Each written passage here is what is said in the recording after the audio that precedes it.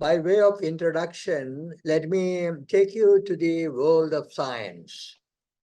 In a very, very elementary way, let me say something about the world of science.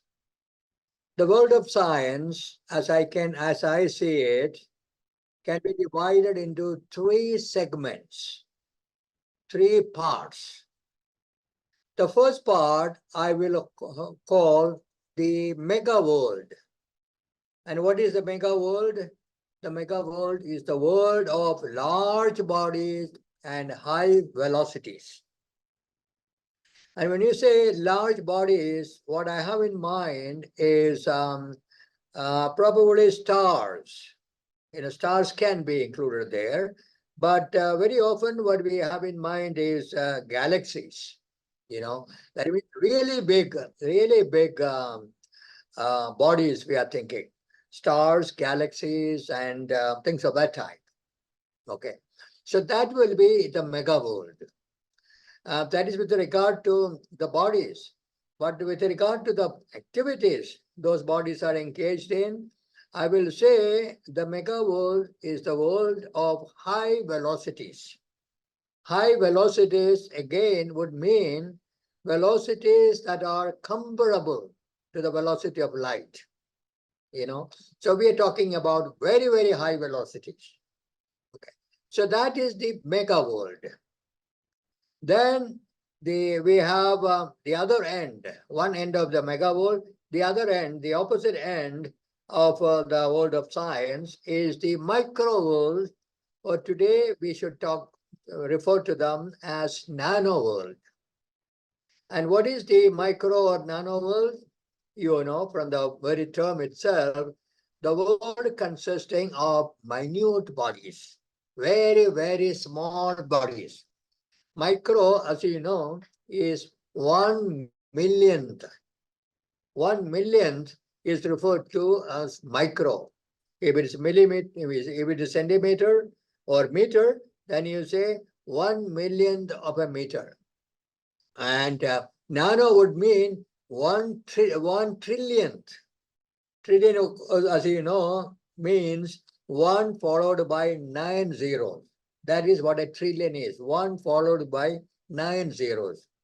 On the other hand, million means 1 followed by 6 zeros. So we are talking about very, very tiny little bodies in the nano world or micro world. In between these two worlds is the medium-sized world, and that is the world of our everyday experience. The world you and I live in is the medium-sized world. Now, I'm talking about these three different parts of the universe with a very specific purpose. That will be clarified in the coming slide. Okay, now what is the specific purpose for which I have divided these three worlds, the universe into these three segments? You see, corresponding to each of these three worlds or three segments of worlds, there is a branch of science specific to it, in the sense that we get the best result if we apply that branch of science that is particular to that particular segment of the universe. And so you see, Newtonian science, or it is also known as classical science. Classical science, I am now referring to the physics, the world of physics. Classical science is specific to the medium-sized world. So classical science is best for the medium-sized world, the world which we humans interact, the world of our everyday experience. So if you want to do something, if you want to do the science of our everyday experience, make use of Newtonian science, or also the biology that is associated with the Newtonian science. Then you get the best of results. So the best results you will get when you use Newtonian science when you are dealing with our everyday experiences. And what about the mega world? Okay, if you have a scientific issue in the mega world, the best science to follow is relativity. Relativity. So you make use of Einstein's two theories of relativity. The special theory of relativity, which he gave in 1905, and the general theory of relativity, which he gave in 1915, you make use of this when you are talking about the mega world. Or when you have to solve issues in the mega world, you get the best results if you make use of relativity, relativistic science. Okay, now what about quantum theory? Quantum theory is the science specific to the micro or nano world. So if you want to get clarity with regard to an issue in the nano world, in the micro world, you make use of quantum theory. You know, the ideas and laws and methods of a quantum theory, and then you get the best of results. So that is the idea. Okay. And as you may have already noticed that already you must have dealt with Newtonian science. And so we have touched to some extent the medium-sized world. And of course, as we go along, we will find, relativity will come in and quantum theory will come in and so on. Okay. So this is by way of introduction to cosmology. Okay. And the cosmology also will take into account these divisions. So if you are concerned about the cosmology in terms of the Newtonian science, then that means in terms of the medium-sized bodies, then he used Newtonian science and Newtonian cosmology, etc. Let's now move on to the next one. Now I come to cosmology proper. What is cosmology? So first I want to give you the etymology of cosmology, which you already know. Cosmos and logos. Cosmos means the universe, and logos means study of us. Now, you may be surprised, or some of you already know, that cosmos did not mean the universe in the beginning. It's a derived meaning, the universe. Although today we talk about, when we talk about cosmology, we have the idea of the universe. But this was not the idea, the origin of this word, you know. Cosmos basically means in Greek, right order. And how did that original meaning become so much changed that it became universe? That is, you know, in ancient times, when people looked up, what they found was a very, very ordered arrangement in the heavens, for instance. In the heaven, all around them, everywhere they found order. And for them, the universe, the world surrounding them was an orderly one. And so they said the best way to explain the world around us, especially the astronomical world, is to call it right order, call it cosmos. And that is how, you know, the word cosmos got the meaning, the universe. Otherwise, initially, that was not the intended meaning. Anyway, that is a historical question, etymological question. Let us not worry too much about it. Now, what is cosmology? Cosmology is the study of larger issues, the big questions of the universe. Any study of the universe is not cosmology. Suppose somebody asks you, okay, what is the atomic weight of or atomic number or atomic weight of oxygen? Okay, you will say that it is 16 and so on. Now, that is not a cosmological problem. because that is a very specific question. That is not a big question. Or what? Okay. And so the cosmology is talking about larger issues concerning the universe. How did our universe originate? Why do the planets go around the sun? Why, how are galaxies formed? These are big questions. Where is our universe going? Will our universe have an end? These are all larger questions or big questions. And cosmology is engaged in clarifying these big questions, not the small, simple, matter of fact questions. That is pure, maybe a pure scientific questions and so on. Okay, so that is what cosmology is. The study of the larger issues or the big questions concerning the universe. Now, let me say a few words about some specific features of cosmology. One of the specific features of the cosmology is the whole issue of cosmology is an irony. There's an irony, there's a sort of an apparent contradiction here. And what is the irony or the apparent contradiction? Cosmology is the first discipline to be developed by humans. The first discipline to be developed by humans. Why do I say it is the first discipline?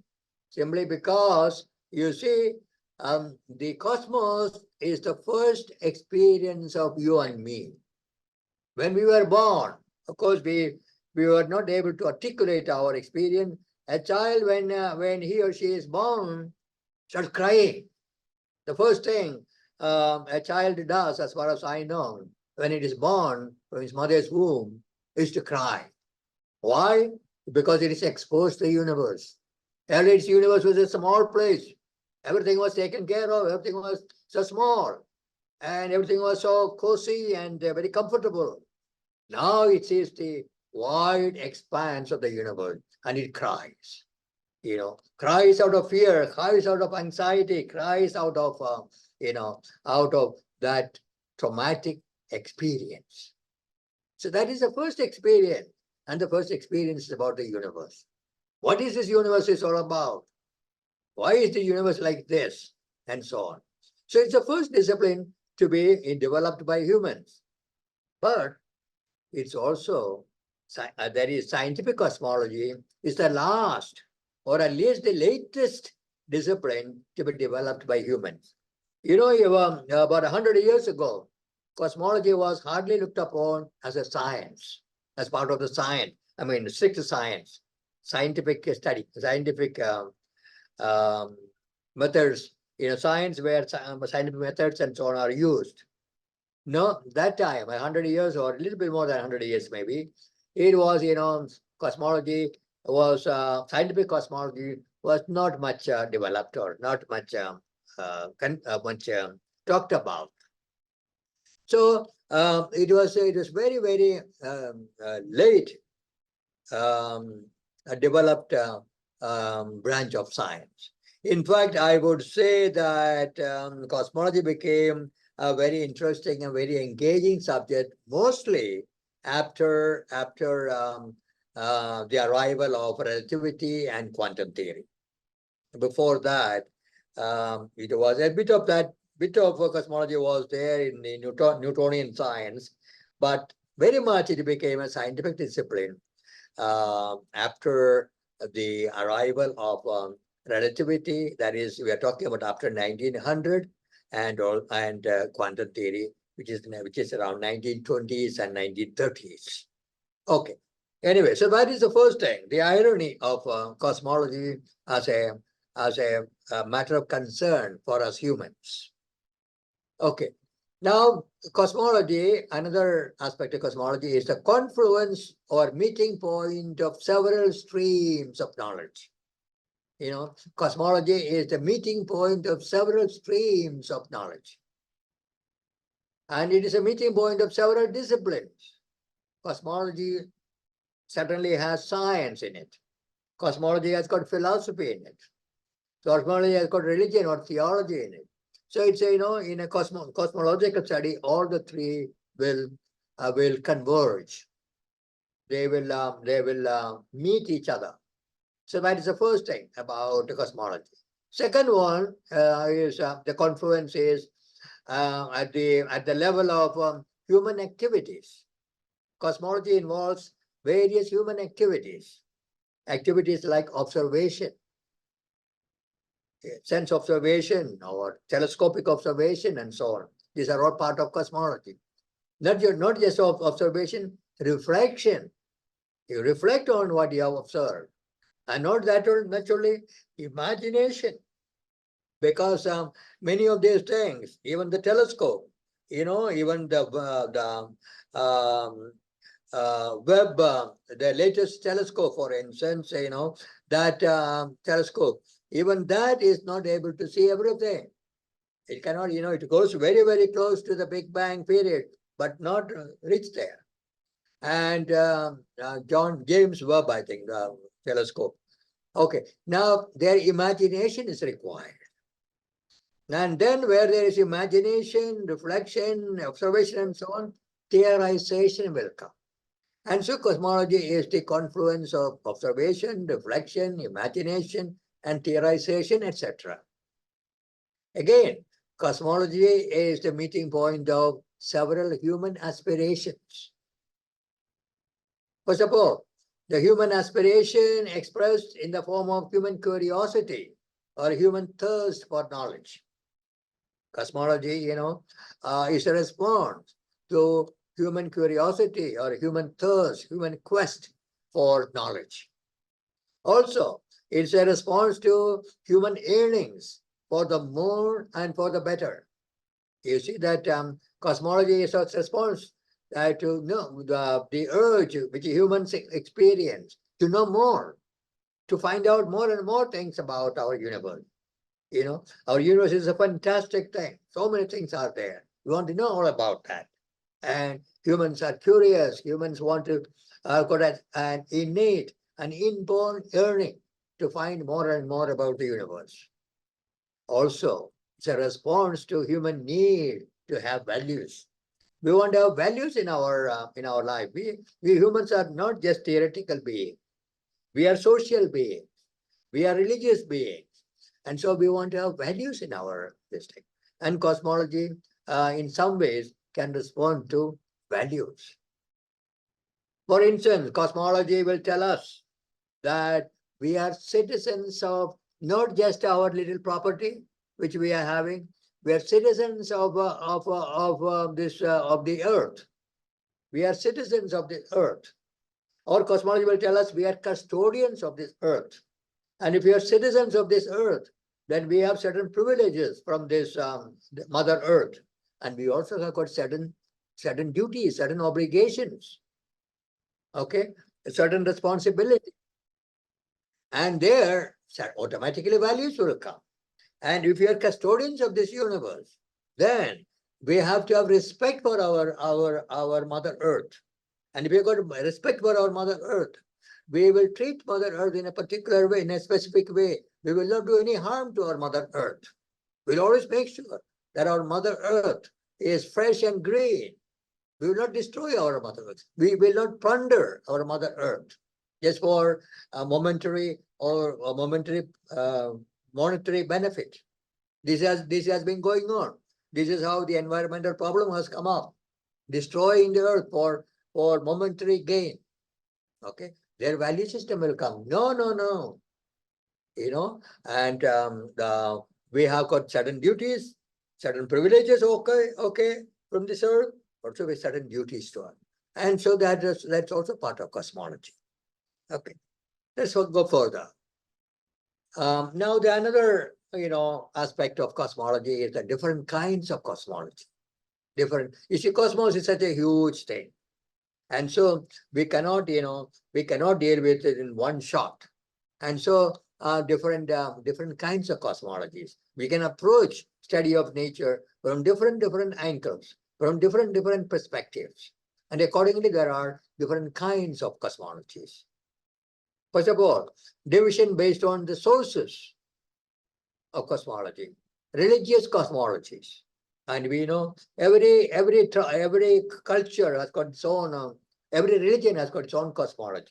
Christianity has got its own cosmology. Islam has got its own cosmology. So religious cosmology, culture has cosmologies. Every culture has got its own cosmology. And then we have got scientific cosmologies, scientific cosmologies that we have already seen that one. And so different kinds of cosmologies. Another thing is division of cosmology based on its general nature, the general nature of the universe. For instance, we have static cosmology, static. That means, of course, within the universe, a number of things may change, but the universe as a whole will not change. Static cosmology. And under the static cosmologies are ancient mythological cosmologies. Many of them are religious cosmologies, Platonic cosmology, Aristotelian cosmology, and even Newtonian cosmology. Newton developed a science, very powerful science, no doubt. But Newton's cosmology, Newton's universe was a static universe. The universe itself, within the universe, a lot of changes took place. But the universe itself remained roughly the same, more or less the same, you see. And that kind of a cosmology I refer to as static cosmology. Opposing the static cosmologies, we got the dynamic cosmologies, evolutionary cosmology. Here we find Darwinian cosmology, Darwin's theory of evolution. We will be discussing, I think we already discussed it, but more discussion may come later on about Darwin's theory and so on. Theodian cosmology. Theodian cosmology is evolution seen from the Christian perspective. And I'm sure some of you are coming from the Islamic background that also will have thinkers. Islam, as far as I know, accepts evolution, at least in certain form of evolution, it accepts. So obviously, I'm sure some Islamic thinkers will have come up their own version of dynamic cosmology. Okay, now we move on to division based on the ultimate, the ultimate being. Division of cosmology based on belief in an ultimate being. Ultimate being, by that what I have in mind is God. That is, here we have got atheistic cosmologies, cosmologies where God has no role to play, atheistic cosmology. For instance, Darwinian cosmology as developed by Charles Darwin is an atheistic cosmology. Then we have got theistic cosmologies, and that is, cosmology developed by the people who believe in God. For instance, Theodian cosmology is a theistic cosmology. And so you see, there are so many different divisions, ways of dividing cosmology, so many different divisions of cosmology. Okay, so these are again introductory ideas. And so I have mentioned some of these things here for you. Okay, now since we have spoken about different type of cosmologies, especially I talked about static cosmology and dynamic cosmology. So let me illustrate this thing from the history of science. And first thing I want to discuss is static cosmologies. Okay.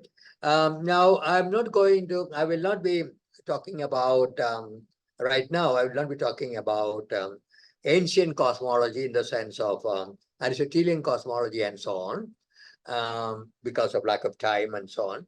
But let us begin with medieval cosmology, early medieval cosmology. This is the Ptolemaic cosmology. Ptolemy was an Egyptian mathematician and astronomer who lived around 150 CE, Common Era, 150. Okay, he was actually an Aristotelian. He believed in Aristotle, but Aristotelian cosmology had lots of problems. And to solve some of those problems, he developed a new type of cosmology, which is known as the Ptolemaic cosmology.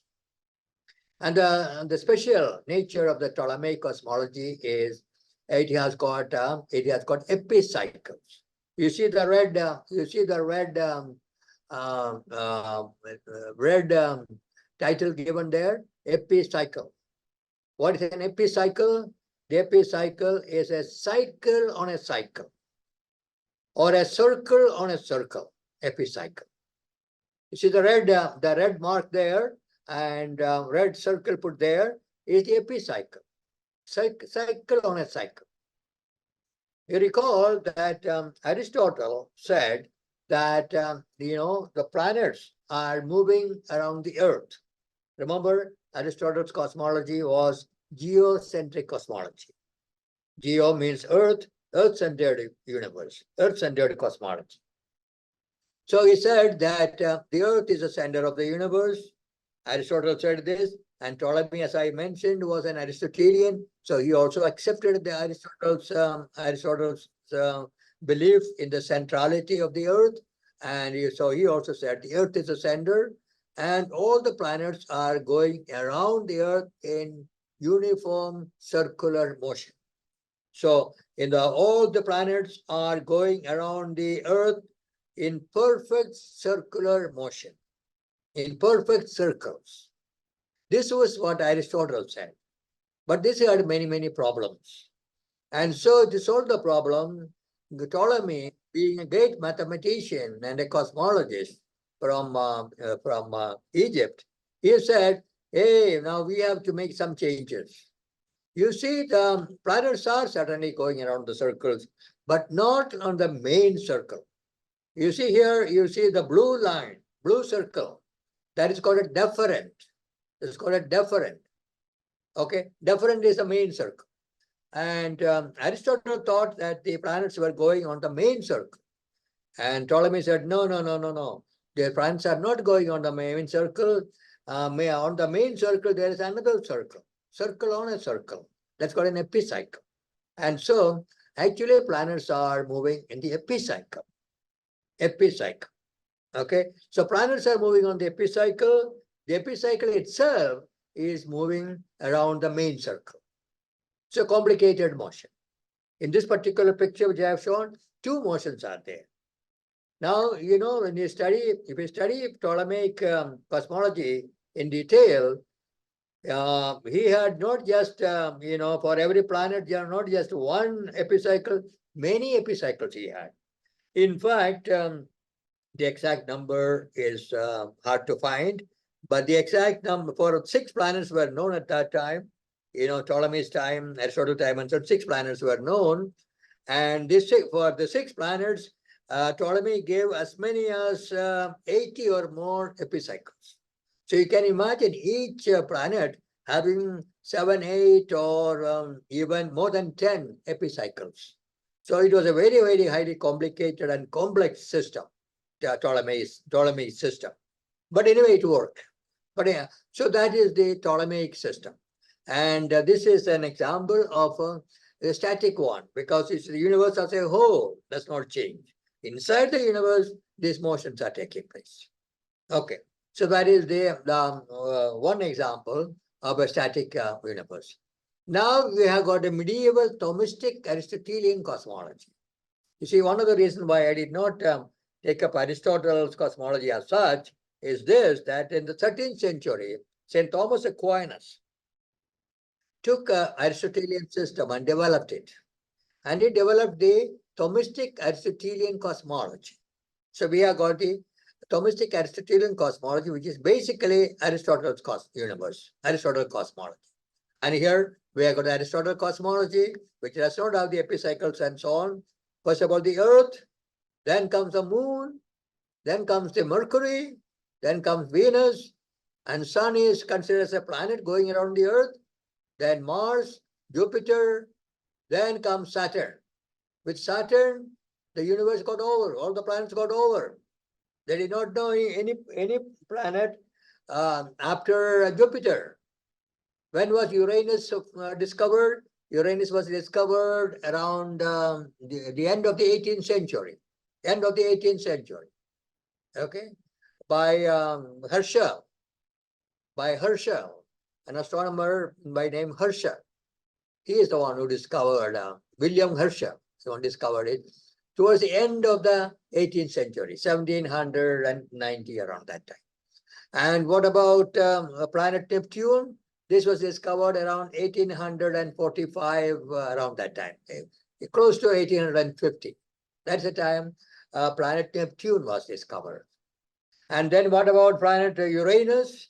Of course, there are questions about whether it's a planet and so on. And now I think the last decision astronomers made was that it's a planet. So that was around the 1920s. You know, these planets, these three planets are very, very far away. They cannot be seen with our naked eye. Unaided eye cannot be seen. William Herschel and so on was a genius with a telescope. With the help of the telescope only, they were able to discover Uranus, Neptune, Pluto, and so on. Whereas the other 6 planets can be, can be seen. Of course, to those who have got a very, very sharp eye and they know some astronomy and so on, they can see these 6 planets with their naked eye. So that was the Aristotelian cosmology. Once again, it is, static cosmology. Now you see that how Aristotle understood his universe is very important, especially for Christians. So, and I think for Islam also, this will be important.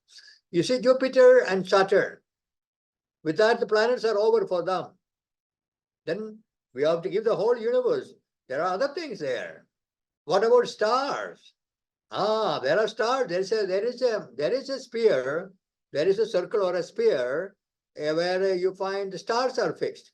So there is the next outside the sphere or circle of Saturn. There is another one which is called the sphere of fixed stars. The stars are fixed there. Stars are fixed there. Why did they call them fixed stars?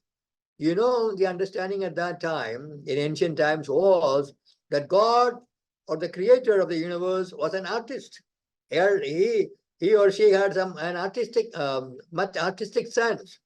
So you see, the roof of the universe should not be left empty. So they put certain decorations there.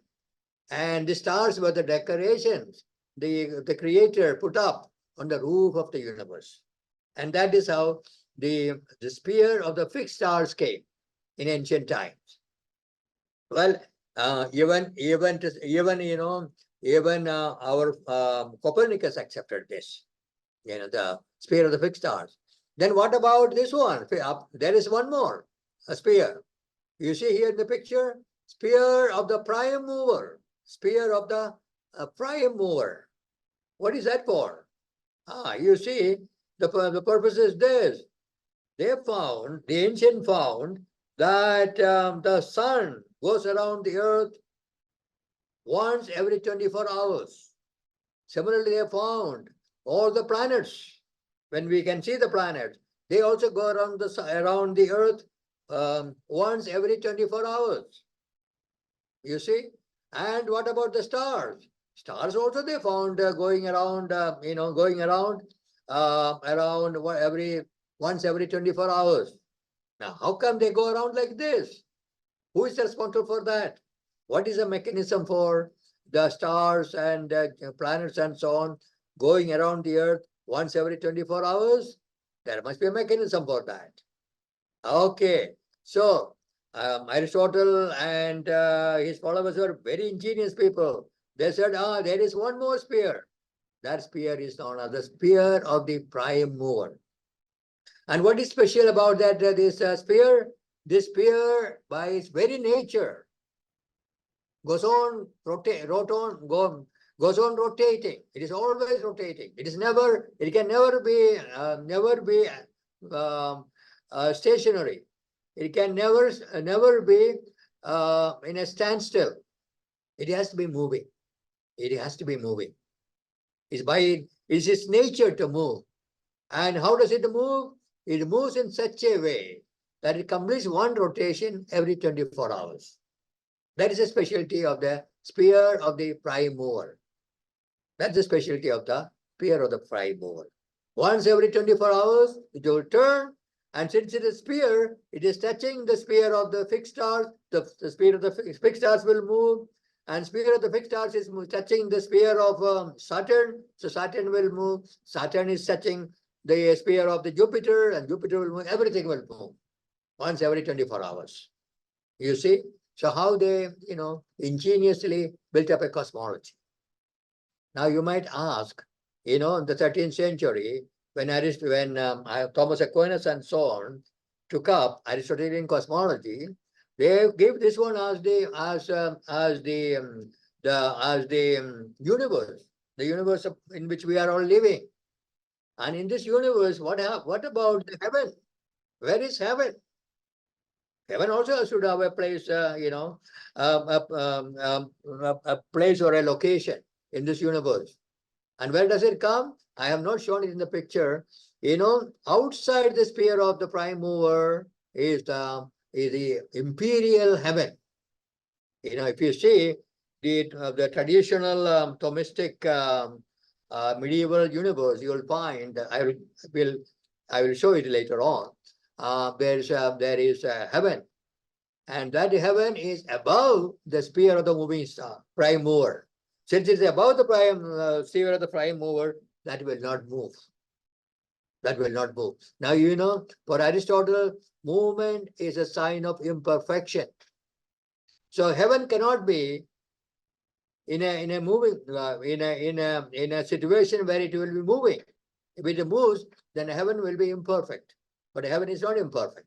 Heaven is the abode of God, so it is perfect. It has to be perfect. So it has to be outside the sphere of the prime mover. Okay, all right. And so you will find, what do you call it? You will find this God and Our Lady and all the saints and so on. Where do you find them? They're all sitting there.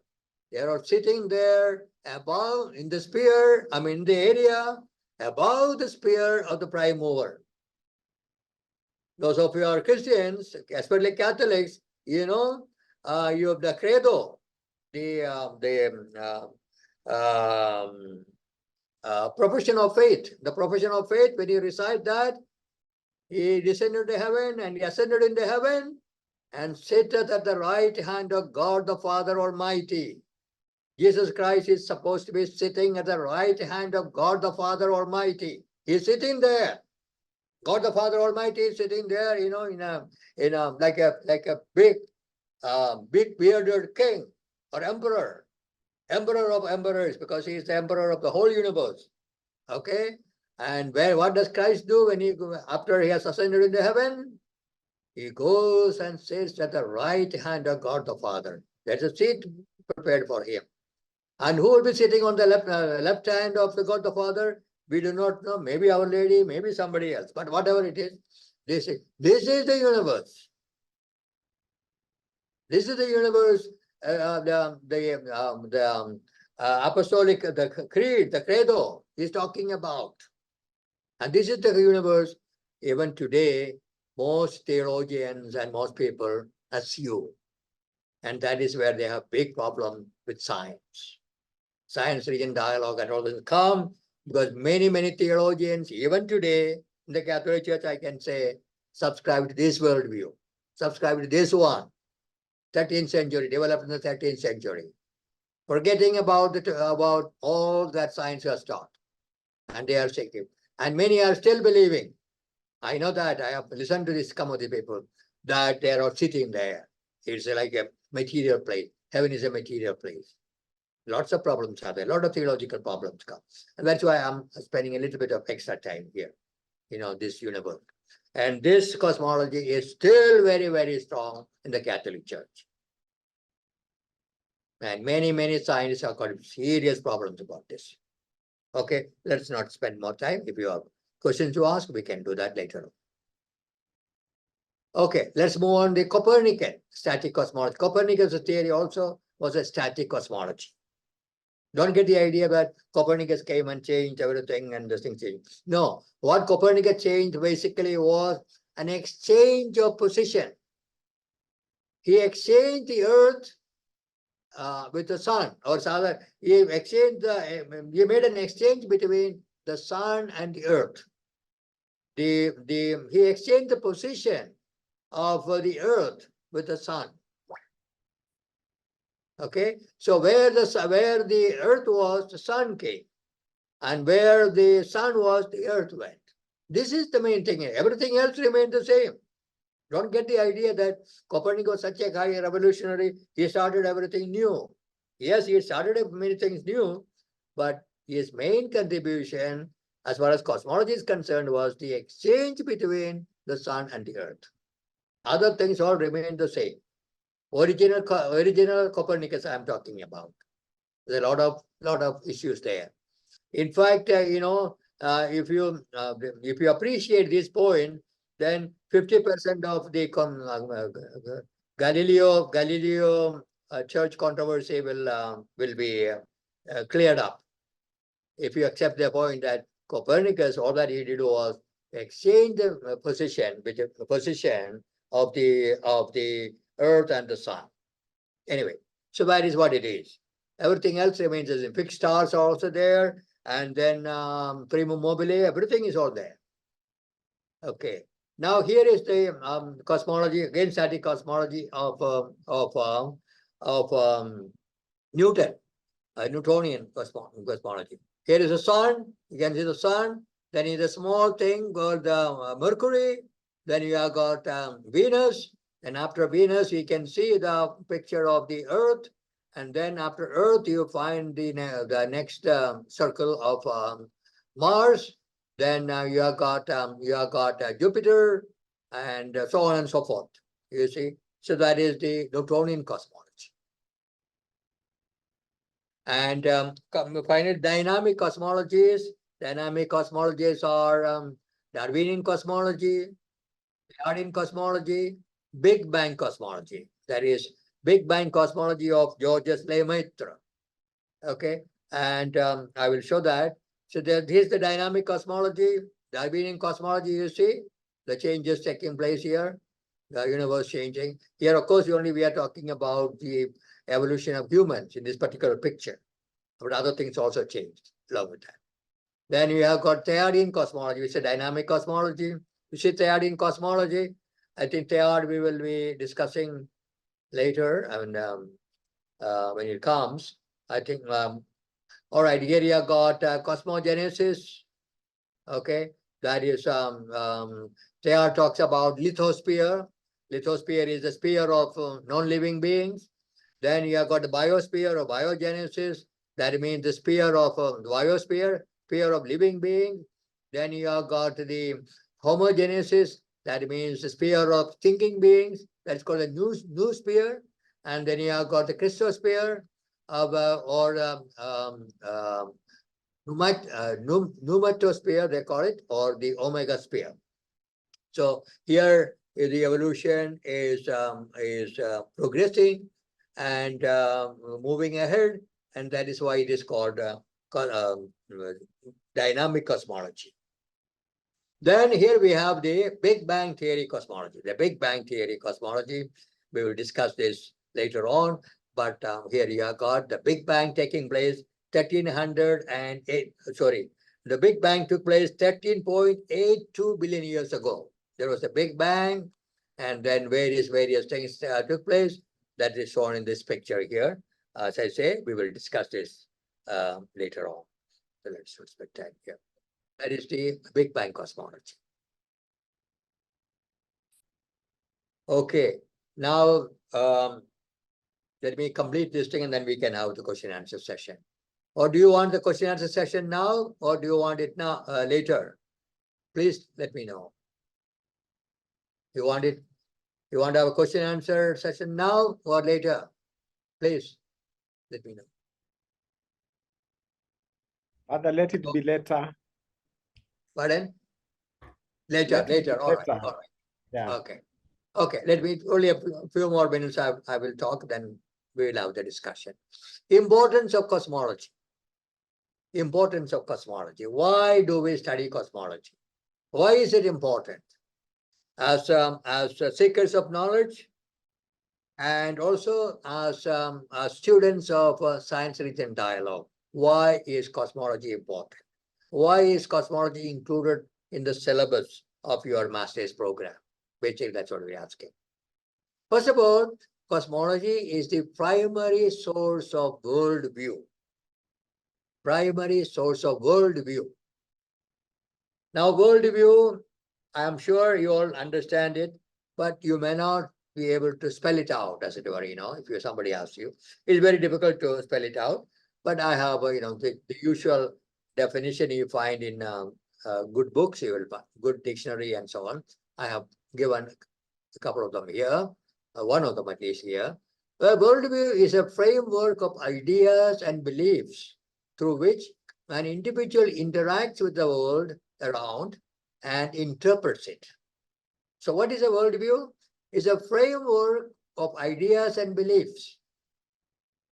And through these ideas and beliefs, an individual interacts with the world and interprets the world.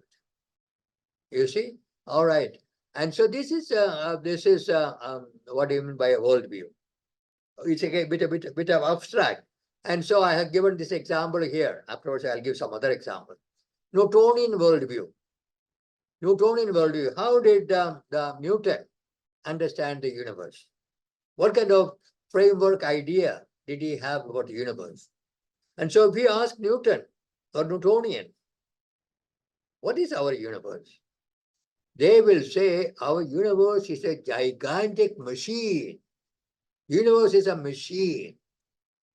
The machine view of the universe was, or the mechanistic understanding of the universe was the contribution of Newtonians. Newtons and his followers thought that our universe was a machine. A machine, what is a machine? If somebody asks you about a machine, machine, according to me, is a device which has been constructed or on the basis of the laws, principles, and methods of the science of mechanics. It's a device that follows the laws, principles, theories, and methods of the science of mechanics. Okay, that is a machine. You see, and machine is constructed on the basis of the laws and principles of mechanics. For instance, you take as a clock. A clock is a machine, and it has been constructed on the basis of Newtonian mechanics. Okay. All right. So that is the worldview. And if if you are a Christian, you got a Christian worldview. And Christian worldview would mean that you have accepted the basic teachings of Christ, and that forms your worldview. That is, that is how you interpret this universe. So, for instance, if you have accepted the principles of Christ, you look upon this the universe in which we are living, the physical universe we are living. It's very important, but at the same time, this is not the final destination for us. If you are a Christian, this physical universe is important, no doubt. It's very important. But this is not your final destination. Just as for Christ, this was a temporary destination. And after that, he died and he rose and then he went to heaven, ascended to heaven. There he is, in perpetuum, forever. You see, and so that kind of understanding you will have.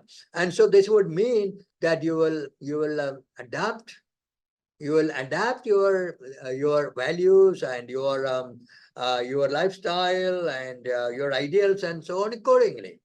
You live a responsible life on this earth, but you will always have your eye on the world to come. The world to be, just like the resurrected life, and you believe that you will rise up like Christ, and there is an eternal life there. So this kind of thinking is part of the Christian worldview. Or Christian worldview will say, all are brothers and sisters, and you love each other. And as I have loved you, just Christ has told us. So love becomes a fundamental value for a person who believes in the Christian worldview. And so for him or her, the most important thing in life will be to love and be loved. To love and express that love in service. All these things will be part of the Christian Christian worldview. Okay, all right. Now that is the first thing. It's a primary source. Cosmology is the primary source of worldview. Second thing is it shapes our value system in a significant way. You see, and for instance, if you are a Newtonian, and you think that everything is mechanistic, and so your values and everything will be centered around that kind of understanding. So, for instance, those who subscribe to the Newtonian worldview, they had no difficulty at all to kill animals and so on. They had no difficulty at all to kill an animal mercilessly, because for them an animal was a sophisticated machine. And so to sever or to separate the leg of an animal, there are no difficulties. Like replacing the wheel of a car. That's how they looked at it. Horrible thing. The animal lovers will be shocked, when if they were to live in the Newtonian world. Okay, so you see that the worldview in a way shapes your value system or your the way you interact with other beings. Sets our expectation level in a significant way. And also the worldview, our cosmology, I'm sorry, well, cosmology influences our religious beliefs and religious practices, you see, and those who have, for instance, mythical cosmology, ancient mythical cosmology. Their religious belief was mythical religion, and their value system was also based on the mythical religion. And so cosmology can influence also our religious beliefs and religious practices in a significant way. Okay. Now we come to some special characteristics of cosmology, very little only. Dependence on science is very clear. Cosmology depends on science. As science develops, cosmology also develops. As science changes, cosmology also changes. As you know, in the time of Newton, there was no evolution. And so static cosmology was there. But then later on, in the middle of the 19th century, Darwin proposed the evolutionary theory, evolutionary science came, and so evolutionary cosmology came. So cosmology depends on science. Okay, and another thing is cosmology is dynamic and changing. Cosmology is dynamic and changing. This, of course, obviously, if it's dynamic, then it will change. Okay, and it will change. Now, here is something which this will be the last slide I have. And cosmology is limited yet ever growing. Cosmology is incomplete yet ever striving towards completeness. These are all my own statements or my own way of putting it. Cosmology is limited, but it is always growing. It is incomplete, but it is ever striving to become complete. And here is an example, illustration. The latest findings, this is being modified again now. This, the latest finding is that our universe, the universe of our experience, is a very, very limited one. Look at the bottom one, normal matter, the normal matter, which we are capable of understanding, is only 4% of the totality of the universe. Only 4% of the universe is accessible to us humans. Accessible, I said. I'm not saying that we have experienced it, not at all. We are not even experienced even a tiny bit of that, a tiny bit of this 4%. But if we were at one day, we were to know the whole accessible universe. Today, science is telling us that universe will be only just 4% of the totality of the universe. So where is the 96% of the universe?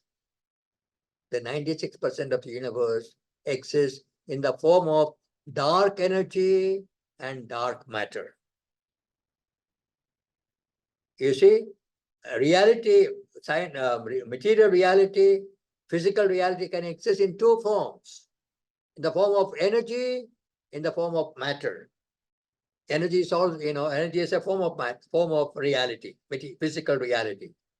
Okay, so 75% of our universe is dark energy.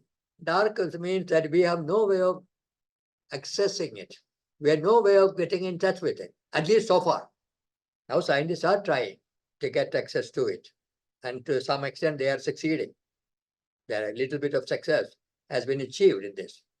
But 75% is dark energy, right now not accessible to us.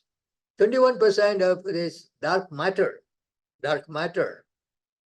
like wood or earth or trees, or the wood, like that, all these are matter, material things. Okay, like that we have 21% of dark matter. That means we have no idea about it. We have no way of getting in touch with that. This is the universe we are in. And that is why I'm saying our cosmology is very, very limited. Only 4% is accessible to us. Even and after this 4%, not even 1% we have accessed. And then the rest of this thing is, so far as our science goes, inaccessible to us. Dear friend, this is where we are, our universe is. This is what cosmology is telling us. So there is a lot to celebrate. There's a lot yet to find, to be found. And so these are some of the introductory points I wanted to place before you. And I would like to get your reactions. And if you have any questions to ask, please do so. And then, we have almost finished 1 hour now. We have got about half an hour to clarify things and so on. So please, the floor is open. Father Joe, this is Robert Graff. Yes, I wonder yes. if you could comment on which do you think is the appropriate cosmology for today? Is it the Teilhardian?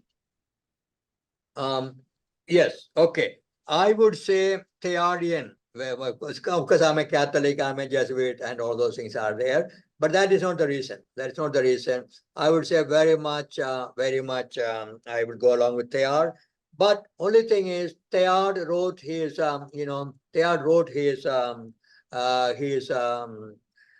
Phenomenon of Man, his most important book. He wrote in the 1920s and 1930s, and the world of science has gone far, far ahead. So the intuitions of Teilhard are sound, according to me. The intuitions of Teilhard will remain. And so basically, the Teilhardian cosmology, according to me, will be the path to take for any reasonable person. As I say, I may be having my unconscious bias when saying that, but I would say any reasonable person today should embrace at least the fundamentals of Teilhardian cosmology, because that is open to everything that is taking place in science today, in my view. There is another question in the chat box. Okay, I will open this here. Okay, chat box is you are chatting, I guess. White click missing. Message. All right. Who can see your message? What is the problem with the cosmology? That is the question. Well, yeah. What is the problem with cosmology? Would you please explain what you have in mind? Because there are, problem is a very, very vague term. It can be understood in so many different ways. Would you please explain what you have in mind? At least give me some hints so that I can, directly give you an answer. Otherwise, I'll be running, beating around the bush. So I was looking. You talked about the Big Bang. Yes. And the Big Bang has expressed about the flatness of the horizon. and the Flatness of the smoothness. horizon. The flatness of the horizon and the smoothness problem. Yeah. Sorry, let me, I think we may be jumping the gun here. We have not discussed, this Big Bang cosmology at all. I just mentioned it only. So when you we mentioned, okay. Pardon, I only just mentioned it. We did not discuss Big Bang cosmology. Okay. And then you are talking about the flatness and problem and so on will come there, because it's a technical issue. Unless I explain Big Bang in a proper way, people will not understand. Yeah. Okay, thanks. Yeah, sure. Isn't it ironic that Is it ironic that humans, being so small in the grand universe, can still understand and study its vastness? Is that a question? Hello? Or is a comment? Isn't it ironic that humans, being so small, very true, in this grand, huge, vast universe, can still understand and study its vastness? It looks like more like a comment. See, there is another one, Sister Jane. Can cosmology be explained by the scriptures?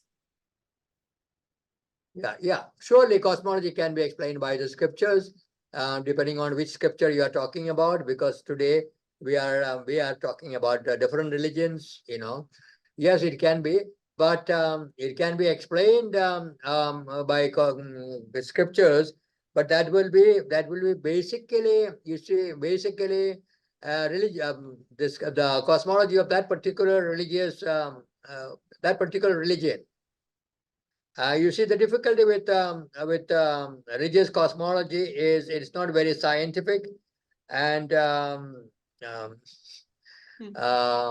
so it has got certain presuppositions which may not be acceptable to science. So it can be explained, but again, you will have to tell me what you have in mind, because you are using terms. Cosmology is a very big term, as you have already seen. And then scriptures, again, what aspect of scripture, or, because you see, all scriptures are based on certain cosmology. A scripture, for instance, our Old Testament presupposes a particular type of cosmology. The Jewish as well as the Hellenistic cosmology, to some extent, are presupposed in the writing of the Old Testament of the Christian Bible. So you will have to give me a little bit more, then only I can meaningfully interact with you. Okay, thank you very much, Father. I was thinking that when you start mentioning something to do with cosmology within the basis of the scriptures, or maybe explaining a reflection, people start becoming very suspicious, as if we are leaning towards a lot of science, not the reality of theocentric. You see, that's what I was thinking. It raises eyebrows, Yes, because you see, before the scripture, whoever composed the scripture, before he or she writes it, that person will have a worldview of his own or her own. You see, on that basis only they will write. So it's very, very clear in the first chapter of a book of Genesis. You see, that person had no idea about evolution. So you don't find any evolution. At the same time, that person had the idea of change. And so you will find that person talking about 6 days or 7 days, actually. 7th day, God sleeps, God takes rest. But in 6 days, because somehow that person thought that everything did not come in one jump. You see, and so the person has divided it into 6 days for the totality, for the different stages of creation. So that person was operating with a certain worldview. Okay, and so already worldview is there, and then whether that will agree with scientific cosmology, that is difficult to say. Certain aspects certainly will agree with, but certain aspects may not. All right, now this is Robert Graff, another question. Okay, when you say mass and preach about the gospels, do you think it is important to speak about the gospel? Something has come. The gospel in the context of modern cosmology, or is it too complicated to explain it at worship? I would say if I even me, although I learned all these things at least more than 40 years ago about this scientific cosmology and so on.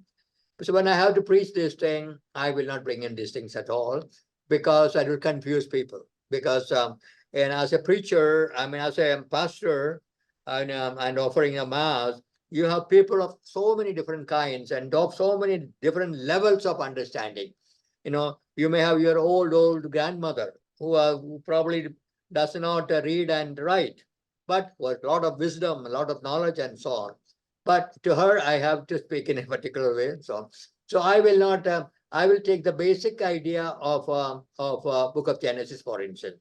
The fundamental idea, which as far as myself and other scholars have mentioned, is that our universe did not come by chance. Our universe did not come on its own, nor did it come by chance. It has got a creator. Someone created this universe. And so this universe is depending on some being. Okay. And then so this dependence aspect. And also the universe is a created thing. It's not as some atheistic minded people say, the universe has always been there. The universe could have been always there, but that does not mean that it is not it's not a dependent being. Okay. Anyway, so let me in brief simply say this, that when we are preaching, I would say let us not mix it with religious cosmology and scientific cosmology. On the other hand, I also have groups like in my own diocese in Kerala. We used to have a group of educated people, mostly teachers, catechism teachers, school teachers, college teachers. We had a group like that. There, I would bring up many of these things. And there, I'll explain many of these things. So what ideally we should do is that we should have, this kind of sessions where we find out the background of the people listening to you or participating in your session. And accordingly, you pitch your level, and so that it will be useful for them, and also it will be easier for you to communicate. So at Mass, I will not do this unless the Mass is a particular group who are already, somewhat who are scientifically well informed and scientifically educated. Then it's okay. Otherwise, please don't confuse people. That is not the purpose of Holy Mass, I would say. Okay, now not only with cosmology, but if you want to ask some general questions, we have got some time left, because I don't want to. I don't know what I'm supposed to do next week, but I have a lecture next week. Whether Augustine has not told me yet, so I don't know. Otherwise, I could have moved into the next lecture. But Father, I have one question. Yes. You explained different cosmologies. I'm Yes. just doubting whether we have a kind of interconnection among these three cosmologies, or they are three different categories. Sometimes people criticize Einstein, those who is what you call quantum mechanics, tries to criticize this Einstein and all.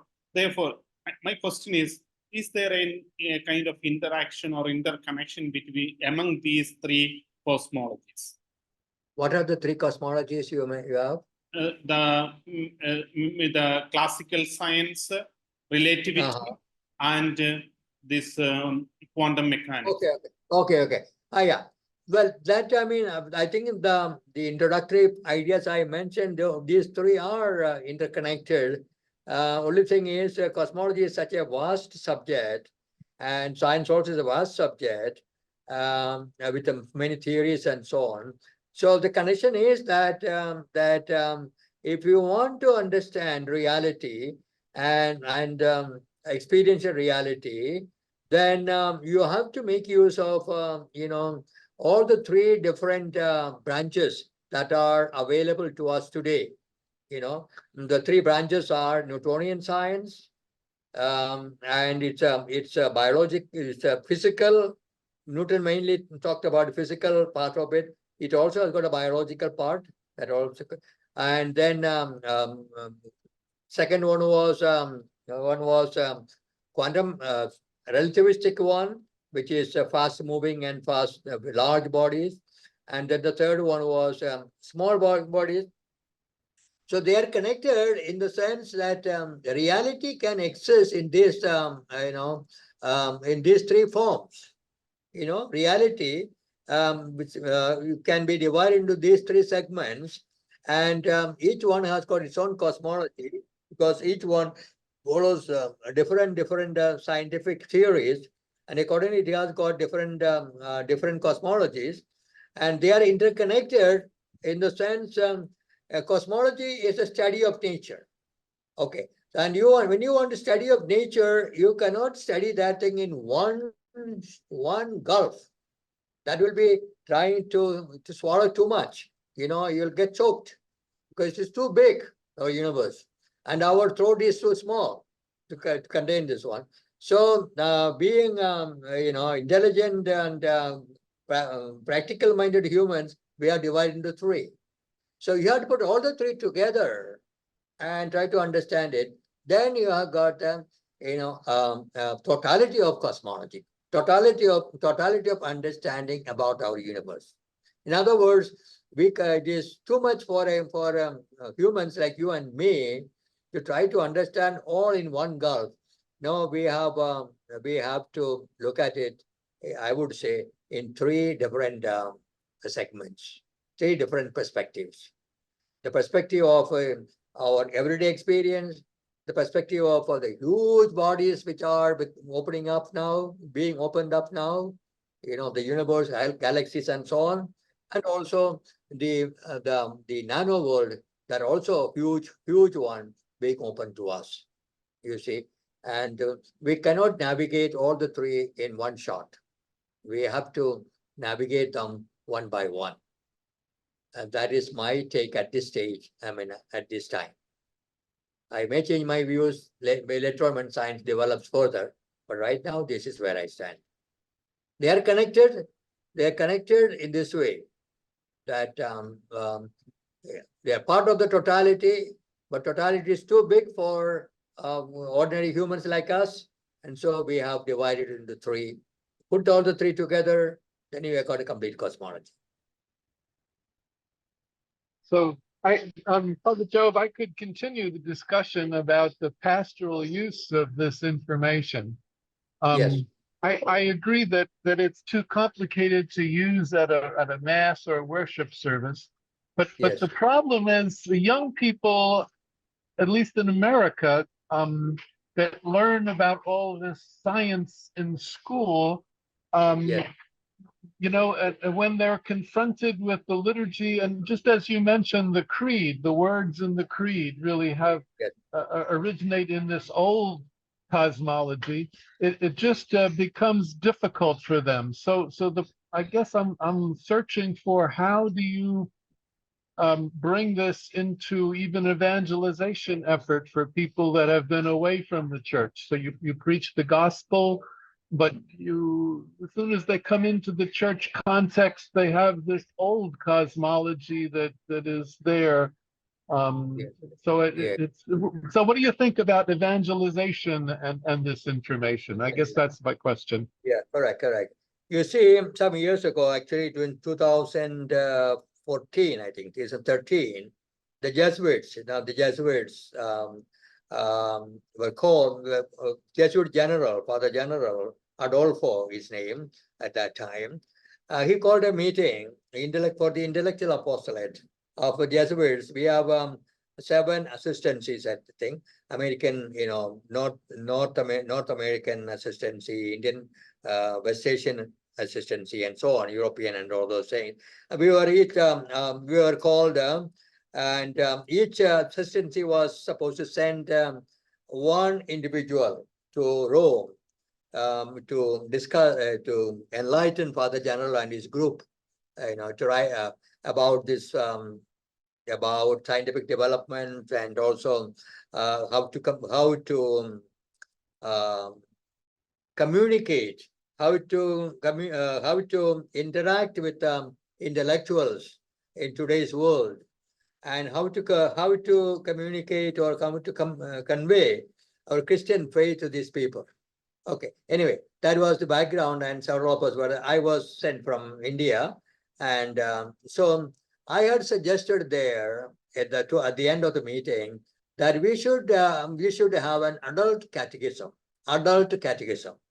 In other words, you see, my complaint was that the catechism which we all learn in our catechism schools, classes, that same catechism is taught to everybody, including science people, you see.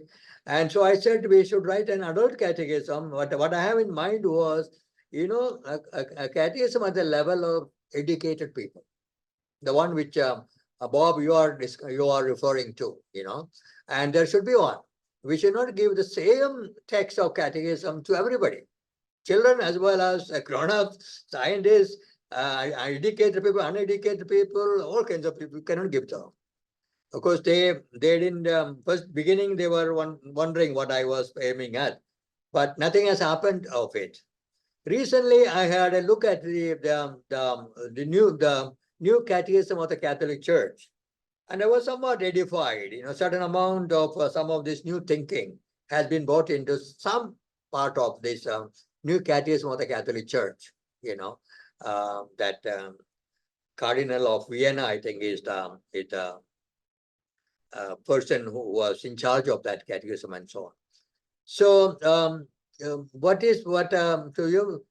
I would say is the catechizing of our people has to be done, or the whole process of catechizing will have to be well thought out and well planned, and appropriate tools will have to be developed for that. And that is what I would say. But the Sunday homily will not be the right place. Or we should have masses for different groups, different groups, youth group, or the elderly group, elderly people, or scientists, and different groups if we have, and there we could have, some of these things done. But the whole thing has to be thought out. And to begin with, they should have a text. So that's what I had in mind when I suggested that the initiative should be taken to write an adult catechism. To which so far I have not received any reply. I don't know whether I have given you something. So I think this is useful, but even at the level of ecumenism, the Christian denominations have many different approaches, but they try to share the Apostles' Creed and the Nicene Creed, and even that itself creates its issues. So even at the level of theologians, and then I wonder if there's somebody on the group that's still here that would say something if this is a similar issue in Islam. So that's my comment at the moment. Yes. Anybody, because Islam certainly will have a similar problem. I'm sure of that, because when I gave a series of a couple of lectures in Iran some years ago, 10 years ago, this issue came up, and I was very cautious. I simply told them that in Christianity we are interpreting the ancient texts scientifically and in a very progressive way. And then there was some resistance from some of the people there in Iran, that the city of Qom, I was giving this thing in Tehran as well as city of Qom. Qom is a very holy place for the Shiite Muslims and so on. So anyway, let me not talk about all these things. But if an Muslim friend of ours is present here, you could enlighten us with regard to what Islam is doing in this regard. Okay, I think that's a different issue that will depend on the policy of the religion and all those things. The religious authorities, what policy they follow and all those things. I suppose so. I don't have anything to say, and I am not in a position to speak about the Islamic position on this, because as I say, when I asked them, I didn't get the proper answers from the scholars. They were from students of high-level students of University of Tehran, the one I interacted with. And lots of ladies were there, ladies were there, and they were interacting quite what will I say, quite actively, asking good questions and so on. And but this issue which you are referring here did not come up. When I mentioned, they said, the Christian tradition may need that kind of interpretation. We don't need any interpretation. That is more or less what they told me. Thank you. I guess I'm hoping that our course, over the course of time, that we try to, among ourselves, develop, how is this going to affect our ministry, our interaction with people to deepen their faith in the Almighty? Yeah. Yes. Well, that there's lots and lots of work left for now. Bob, you are Catholic, and you have theological training, philosophical training, and so on. Okay. And the church's position and all those things. Lots of work to be done, but the church is a Catholic Church, for that matter. Any world religion is a huge thing, huge organization. Any change there will be very difficult.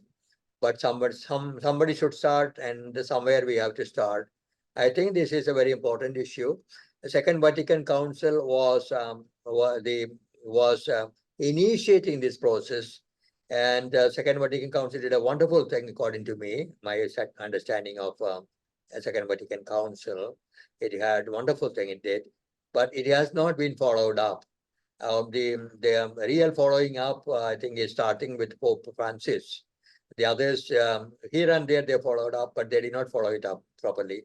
Now I see something. The article I wrote on Vatican II on science and technology, now I get information that many people are reading it. Quite a lot of scholars all over the world are reading it. Before that, I was not getting many responses, because nobody else in the English language, I'm saying, wrote about Vatican II's view on science and technology. If you find anybody, I think I mentioned you people earlier also, if you find anybody has written an article, please let me know. I want to have a look at it. I wrote it more than 15 years ago, 20 years ago. So you see, the Second Vatican was meant to initiate many of these things, but it has not been picked up by later authorities. Now, I think there is a move to pick up the initiative, carry on with the initiative taken by Vatican II. If that comes through, it will take a couple of years. If it comes through, then some of the questions you, Bob, are raising may be answered, or at least enlightened about it. So thank you. I'm hoping that our group, though, can contribute to that dialogue.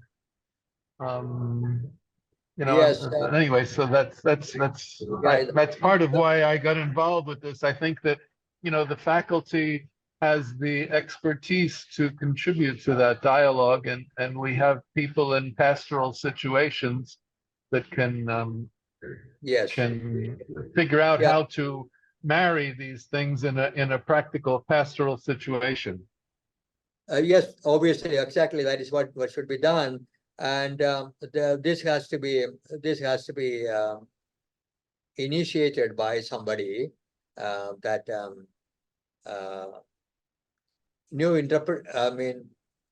recasting some of these things in the light of developments in science. One thing I can tell you, I have tried it for myself. You see, I have to interpret many of these things, many of this my Christian faith, in terms of the science I am familiar with. Otherwise, I cannot be an honest person. I have done it for myself, and in light of what I have done, I can say this much, that the Catholic Church, for that matter, I would say any good religion, has nothing to be afraid of from the developments of modern science. The basic intuitions of the Catholic Church, I think, are right, are right, and are along the right direction. All that is required is to flesh it out. All that's required is that to have a group, a well-informed group, and come together and discuss this matter, and then give it some clarity and a certain definite form, and then present it to these appropriate authorities and get it approved. And this process should be done, but I don't think there is any initiative taken along this line so far.